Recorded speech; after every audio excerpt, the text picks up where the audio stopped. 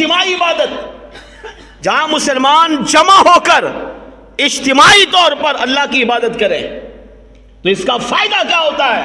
فرمایا ہر اجتماعی عبادت کا فائدہ یہ ہوتا ہے، اس کی لاجک یہ ہے، اس میں نکتہ یہ ہے، اس کا راز یہ ہے کہ جب مسلمان مل کر کوئی بھی عبادت کرتے ہیں تو ان میں ایک ایسا ضرور ہوتا ہے کہ جس کی عبادت رب کو پسند آ جاتی ہے، اور اللہ اس ایک کے صدقے ان سارے جمع ہونے والے کی عبادت کو بھی قبول کر لیتا ہے۔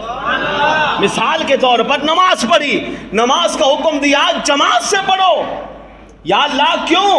اگر انفرادی طور پر بندہ پڑھے تو بھی تیرے لیے پڑھے گا، جماعت سے پڑھے تو بھی تیرے لیے پڑھے گا، مگر جماعت کا حکم کیوں دیا؟ فرمایا اس کی لاجک یہ ہے کہ اگر نماز پڑھنے والے ہزاروں یا لاکھوں ہوں، ان میں ایک کی نماز بھی اگر اللہ نے قبول کر لی تو اس ایک کے صدقے اللہ ان لاکھوں نماز پڑھنے والوں کی نمازوں کو بھی قبول کر لیتا ہے۔ انسان جب انفرادی عبادت کرتا ہے تو وہ گارنٹی نہیں دے سکتا، یقین سے نہیں کہہ سکتا کہ ہاں میری عبادت قبول ہو گئی ہے، لیکن جب انسان اجتماعی عبادت کرتا ہے تو اس کا سب سے بڑا فائدہ یہ ہے کہ اللہ ان میں سے ایک نیک کی وجہ سے ان سارے جمع ہونے والے مسلمانوں کی عبادتوں کو قبول فرما لیتا ہے۔ اس بات کو اس روایت سے سمجھیے، حضرت سیدنا منصور بن عمار رضی اللہ تعالیٰ عنہ بہت بڑے اللہ کے ولی گزرے، آپ فرماتے ہیں کہ میں نے ایک دن حضور کے ذکر کی محفل سجائی، ہزار لوگ جمع ہوئے، آقا علیہ السلام کا ذکر خیر کیا، وہاں آپ کے زمانے میں ایک یہودی تھا جو اپنے علاقے کا بہت بڑا سردار وڈیرا تھا، اس کا ایک غلام تھا جو مسلمان تھا۔ اب آقا کافر، غلام مسلمان، ظالم تھا، فاسق و فاجر تھا، بدکار تھا، بے انتہا مسلمانوں پہ ظلم کرتا۔ ایک دن اس نے اپنے غلام کو بلایا، اسے 4 درہم دیے، کہا بازار جاؤ فلاں فلاں فلاں چیز خرید کے لاؤ۔ غلام نے 4 درہم لیے اور بازار کی طرف چل پڑا۔ راستے میں سیدنا منصور بن عمار رضی اللہ تعالیٰ عنہ نے مصطفیٰ جان رحمت صلی اللہ علیہ وسلم کے ذکر کی محفل سجائی ہوئی تھی، اور جب محفل ہوتی ہے، اجتماع ہوتا ہے، تو اس کا فائدہ کیا ہے؟ اس بات کو سمجھیں کہ محفل میں ہزاروں لوگ جمع ہوتے ہیں، ایک سنی عالم دین آ کر اس میں بیان کرتا ہے، تو اس کا اصل فائدہ کیا ہے؟ یہ کیوں رکھی جاتی ہے؟ مقصد کیا ہوتا ہے اس کا؟ اجتماعی طور پر محفلیں کرنا یہ انسان اپنے آپ کو بخشوانے کا ایک بہترین ذریعہ ہے۔ کیا؟ اجتماعی محفل۔ ہر اجتماعی عبادت کوئی بھی آپ لے لیں، ہر اجتماعی عبادت کا بنیادی مقصد کیا ہے؟ کہ اللہ اس اجتماعی عبادت کی وجہ سے کسی ایک کی جب بخشش کرے گا تو اس کے صدقے سب کی کر دیتا ہے۔ تو غلام 4 درہم لیے اور بازار چلا گیا۔ راستے میں منصور بن عمار رضی اللہ تعالیٰ عنہ نے محفل سجائی، مصطفیٰ جان رحمت صلی اللہ علیہ وسلم کا ذکر خیر کیا، ہزاروں لوگ جمع تھے، اور اس میں حضور کے ذکر کی محفل کی برکت بتا رہے تھے کہ اگر آپ حضور کے ذکر کی محفل سجائیں گے تو مثال کے طور پر آپ کو ایمان پر استقامت ملے گی، آپ کا ایمان کامل ہوگا، آپ کی زندگی ایمان پر گزرے گی، خاتمہ ایمان پر ہوگا، اس طرح کی برکتیں بتانے لگے، آخرت کے فوائد، قبر کے فوائد، دنیاوی فوائد بتانے لگے۔ ایک فائدہ یہ بیان کیا کہ حضور کے ذکر کی محفل اتنی بابرکت ہوتی ہے کیونکہ وہاں مسلمان جمع ہوتے ہیں، اگر وہاں کوئی غریب آ جائے، سائل آ جائے، منگتا آ جائے، بھکاری آ جائے، کوئی دستے سوال دراز کر دے تو اللہ حضور کے ذکر کی محفل سے اسے خالی نہیں لوٹاتا، اسے بھی مالا مال کر دیتا ہے۔ جب اس طرح کی برکتیں بیان کرنے لگے تو دوران بیان ایک شخص کھڑا ہوا اور اس نے کہا کہ آپ حضور کے ذکر کی محفل کی برکتیں بتا رہے ہیں، اور آپ نے کہا کہ حضور کے ذکر کی محفل میں ایک فائدہ یہ ہے کہ غریب مالدار ہو جاتا ہے۔ اس نے کہا کہ میں غریب ہوں، محتاج ہوں، تنگ دست ہوں، مفلس ہوں، کئی دن سے فاقے ہیں، کھانا نہیں کھایا، بیوی بچے بھوکے، تو آپ نے حضور کے ذکر کی محفل کی بات کی ہے، تو میں حضور کے ذکر کی محفل کا صدقہ دے کر سوال ہاتھ بڑھاتا ہوں، سوال کرتا ہوں، دستے سوال عرض کرتا ہوں کہ مجھے 4 درہم دیجئے تاکہ میں، ایک تو مجھ پر قرضہ ہے وہ قرضہ اتاروں، نمبر 2 میں ان پیسوں سے اپنا اور اپنے بیوی بچوں کا پیٹ بھر سکوں۔ سیدنا منصور بن عمار رضی اللہ تعالیٰ عنہ نے وہ جو شرکاء تھے ان پر نظر ڈالی، دیکھا کہ کوئی اٹھے گا اور اس کو 4 درہم دے گا، مگر کوئی بھی نہیں اٹھا، کسی نے بھی 4 درہم نہیں دیے۔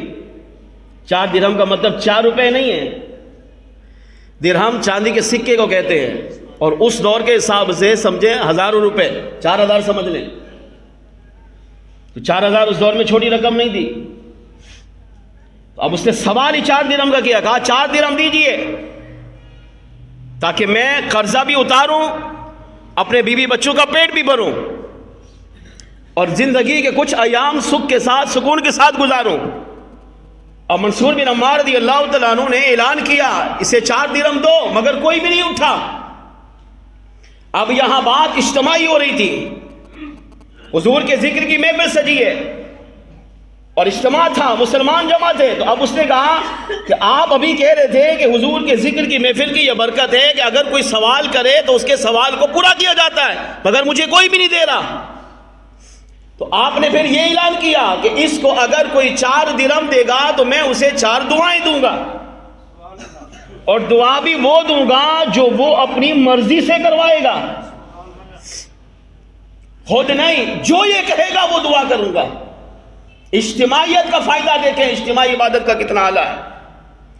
مگر پھر بھی کوئی نہیں کھڑا ہوا کیونکہ یہ رقم چھوٹی نہیں تھی۔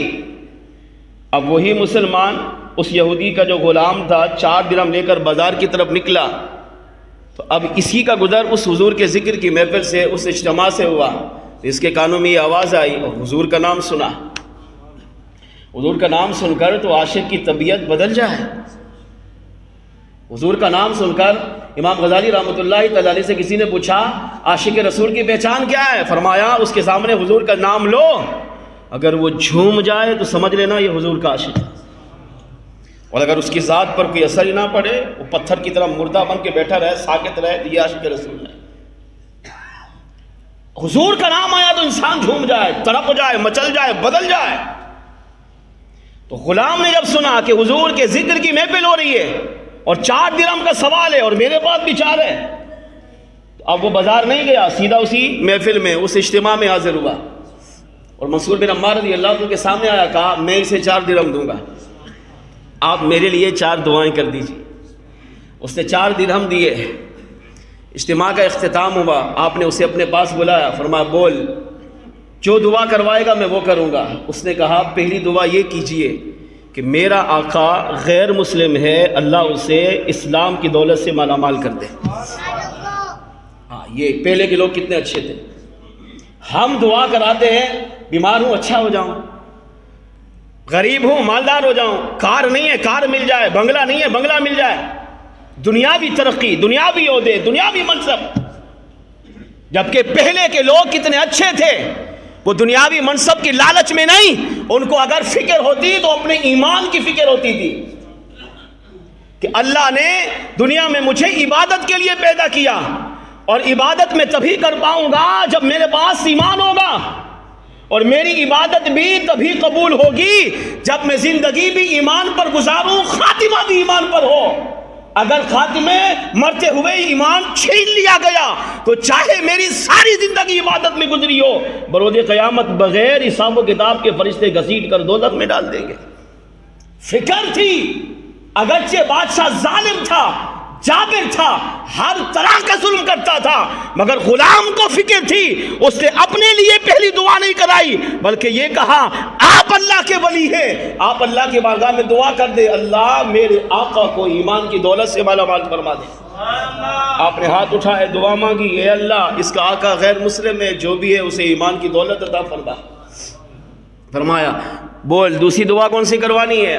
غلام نے کہا دوسری دعا یہ کر دے، میں غلام ہوں، اللہ مجھے آزادی عطا کر دے۔ حضور کے ذکر کی محفل کا فائدہ، جہاں مسلمان جمع ہو اور جمع ہو کر رب کی عبادت کرے، اس کا فائدہ، اس بات کو ہم سمجھنے کی کوشش کر رہے ہیں۔ کہا میں غلام ہوں، ساری زندگی غلامی میں گزری، اب حضور کے ذکر کی محفل کی برکتیں تو ہیں، آپ دعا کر دیں اللہ مجھے غلامی سے آزادی دے۔ آپ نے ہاتھ اٹھائے، دعا مانگی، اے اللہ یہ غلام ہے، اسے آزادی عطا فرما۔ پھر پوچھا تیسری دعا کون سی کروانا چاہتا ہے؟ اس نے کہا آپ دعا کر دیجئے میں غریب ہوں، مالدار ہو جاؤں۔ غلام کا اپنا تو کچھ نہیں ہوتا، غلام کا سب کچھ اس کے آقا کا ہوتا ہے، مالک کا ہوتا ہے۔ تو کہا میں تو ساری زندگی غلام ہی رہا، میرا اپنا کچھ ہے ہی نہیں، اب جب آزادی ملے گی تو کچھ تو ہو۔ تو آپ اللہ کی بارگاہ میں دعا کر دے، غریب ہوں اللہ مجھے مالداری عطا کر دے، اتنا مال دے کہ رب کے سوا کسی کا محتاج نہ بنو۔ ہمیں بھی ایسی دعا کرنی چاہیے۔ مال اچھا بھی ہے، مال وبال بھی ہے، مال بخشواتا بھی ہے، مال پھنساتا بھی ہے۔ بہرحال دعا مانگی، اے اللہ یہ غلام ہے، اسے آزادی کی نعمت عطا فرما۔ چوتھی دعا فرمایا چوتھی دعا کون سی کروں؟ غلام نے کہا چوتھی دعا یہ کر دیں اللہ میری بخشش فرما دے۔ کتنی اعلیٰ سوچ تھی، پہلے آقا کی فکر، آقا ایمان لے آئے، اور آخری دعا کتنی کمال کی، میری بخشش کر دے۔ اس سے ہمیں یہ پیغام دیا جا رہا ہے ولی کی بارگاہ میں جاؤ تو پہلے دنیا نہیں مانگو، اگر دنیاوی مقصد کے لیے بھی گئے ہو تو پہلے ایمان مانگو۔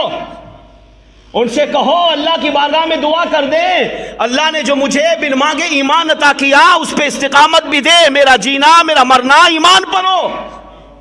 اور ولی جب دعا کرے گا، ولی ہاتھ اٹھا لے گا، چاہے ولی زمین پر ہو یا زمین میں ہو، جب ولی اللہ کی بارگاہ میں دعا کرتا ہے تو اللہ اپنے ولیشوں کا حیا فرماتے ہوئے جن کے لیے ولی دعا مانگتے ہیں ان کی دعاؤں پر مہر لگا دیتا ہے۔ ہاں ہماری دعا قبول ہو یا نہ ہو یہ تو رب کی ذات جانتی ہے، مگر ولی اور اللہ کا کنیکشن ایسا ہے، تعلق ایسا ہے کہ جب ولی اللہ کی بارگاہ میں دعا کرتا ہے تو اللہ کریم اپنے ولی کے صدقے ان کی ہر دعا کو قبول فرما لیتا ہے۔ تو آپ نے کہا دعا کر دیجئے اللہ میری بخشش فرمائے۔ اب 4 دعائیں کروائی، اب واپس لوٹا، مگر اب خوشی سے نہیں، اب بوجھل قدم لوٹ رہا ہے۔ کیوں؟ تاخیر ہو گئی۔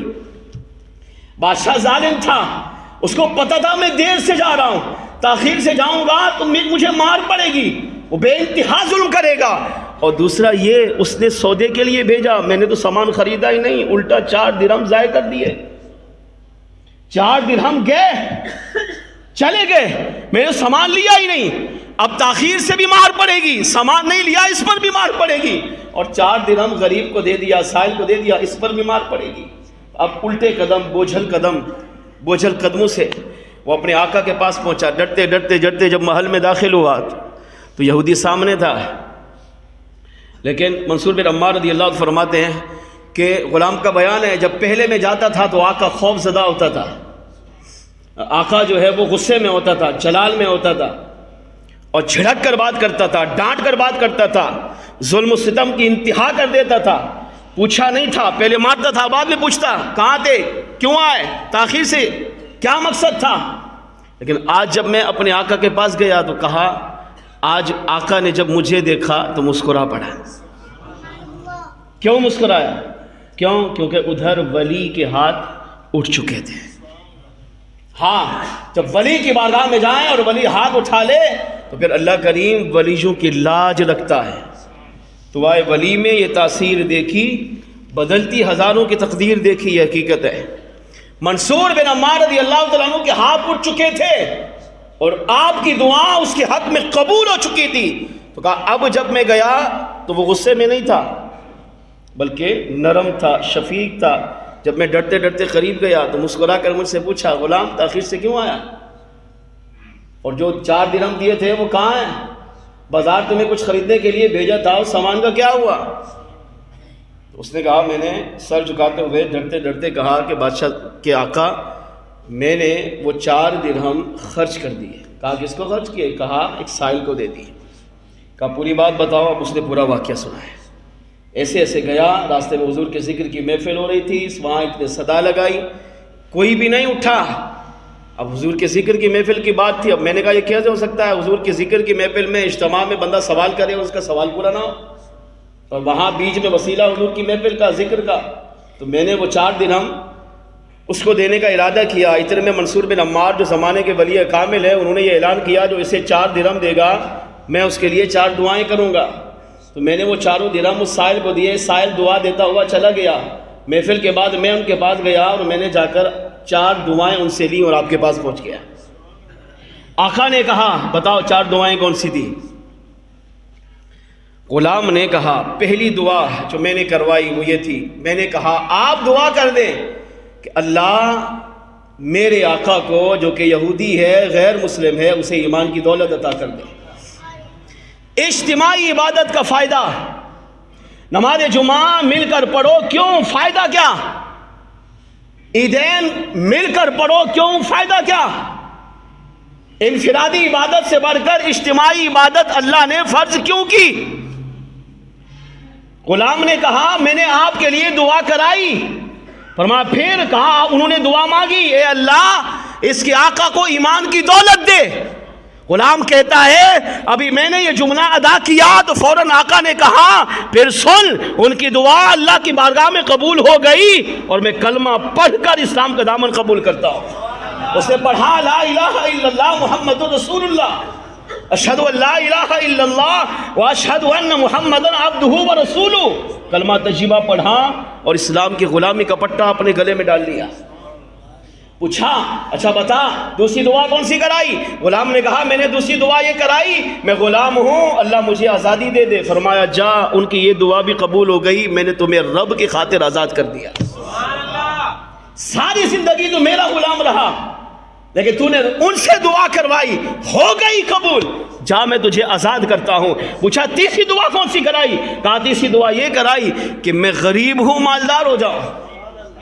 آقا نے اپنے دوسرے غلام کی طرف اشارہ کی، دیکھا اشارہ کیا، وہ سونے کے سکے، چاندی کے سکے کی ایک تھیلی، پھر سونے کے سکے کی ایک تھیلی لایا اور آقا نے وہ تھیلی، دونوں تھیلیاں غلام کو دیتے ہوئے کہا تو نے 4 مانگے، جا میں اس رب کی خاطر تجھے 4000 دینار دے گا، اس کو لے جا، قرضہ بھی اتار، بیوی بچوں کا پیٹ بھی بھر، ساری زندگی اس کو کھاتا رہنا، اگر کبھی پریشانی آئے، تکلیف آئے، مصیبت آئے تو میرے در پہ آنا، کیونکہ جس نبی کے ذکر کا تو نے وسیلہ دیا ہے اس نبی کے ذکر کے صدقے تو مجھ سے جو مانگے گا میں تجھے وہ بھی عطا کروں گا۔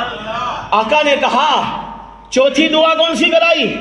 غلام نے کہا میں نے چوتھی دعا یہ کرائی کہ اللہ میری بخشش فرما دے۔